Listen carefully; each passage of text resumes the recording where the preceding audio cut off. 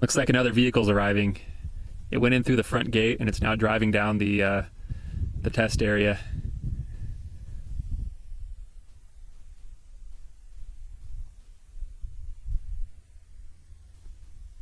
As the sun started to set behind the mountains, I got settled into my observation point for the night. First thing I noticed is that more and more vehicles were arriving as the sun was going down.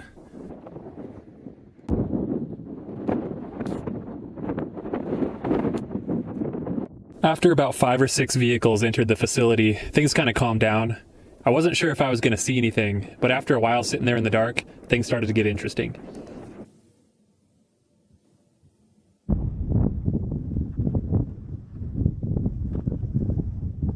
The first thing I noticed was a light appeared on the ground. It was too faint for me to see with the naked eye, but through my nods it showed up very bright. This was indicating to me that the hatch was most likely opening to the underground silo. Wow, this looks crazy. They got it rotating up there on that pylon.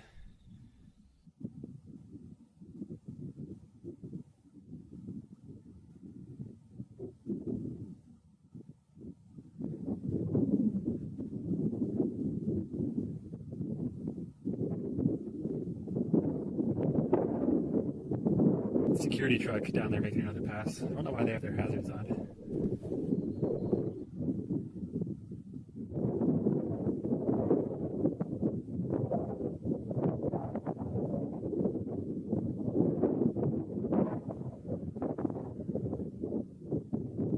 Well, an aircraft just came up out of the hole. So it looks like they are going to do an RCS, radar cross-section test tonight. That's super cool. Honestly didn't think I was going to see anything, but here we are. If any video is going to get me accused of being a Chinese spy, it's going to be this one.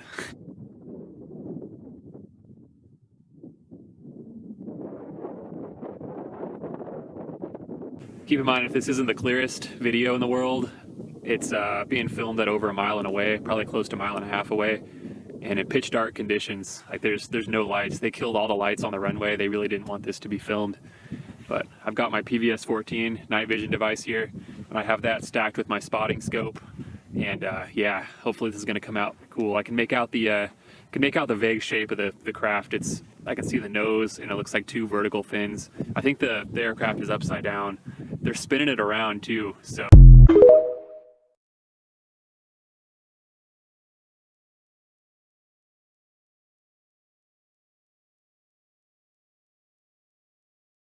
Diego Garcia Island.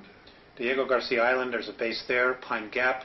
Diego Garcia Island, there's anti-gravity anomalies there, and this is how they were able to blow a lot of equipment into space without using rockets, and then they would have the UFO-type craft, which we built from technology we were given.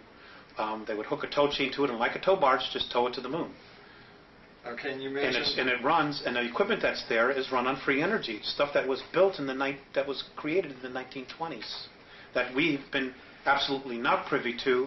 We haven't had to pump 1 gallon of oil out of the ground since the late 1920s.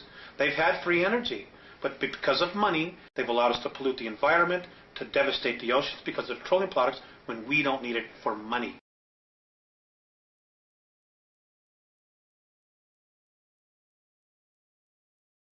And what makes me nervous and what bothers me is something is very wrong in the underbelly of this country, the country that I think is related directly to a policy of denial from World War II about the fact that extraterrestrial biological entities, to use our government's own phrase in its own alleged documents, are interacting with this planet, have been for centuries, and that there is an intimate relationship between what we are and what they made, and that might explain why there's no wholesale evidence anywhere that the non-humans want to kill humans.